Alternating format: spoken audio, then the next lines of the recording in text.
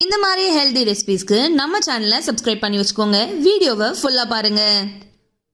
Morning breakfast ரொம்பவே டேஸ்டியான ஹெல்த்தியான குதிரைவாலி பொங்கல் வாங்க எப்படி செய்யலாம்னு பார்க்கலாம்.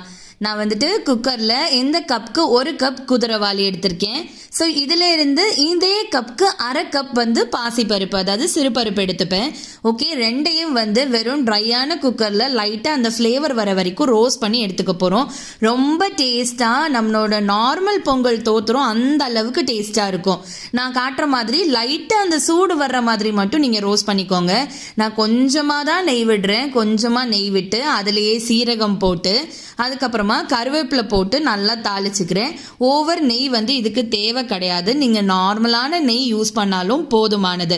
ஓகேவா? அதுக்கப்புறம் நம்ம அலசி வச்சிருக்கிற இந்த மிக்சரை குக்கரில் சேர்த்துட்டு குதிரைவாலிக்கு 1 கப்புக்கு 2.5 கப் தண்ணி, அப்புறமா சிறுபருப்புக்கு அந்த 1/2 கப்புக்கு நம்ம 1.5 கப் தண்ணி சேர்த்துக்க போகிறோம். ஸோ இதுதான் அதோட தண்ணி அளவு. ஓகேவா? ரெண்டையும் சேர்த்து நல்லா போட்டுட்டு தண்ணி ஆட் பண்ணிக்கணும். தண்ணி ஆட் பண்ணதுக்கு அப்புறமா உப்பு, மஞ்சப்பொடி போடணும். இந்த மாதிரி உள்ள ரெசிபீஸ்க்கு மஞ்சப்பொடி போட்டிங்கன்னா டேஸ்ட்டும் நல்லாயிருக்கும், பார்க்குறதுக்கும் நல்லாயிருக்கும். உப்பு, மஞ்சப்பொடி சேர்த்து 5 விசில் வச்சு எடுத்தீங்க அப்படின்னா டேஸ்டியான எம்மியான குதிரைவாலி பொங்கல் ரெடி.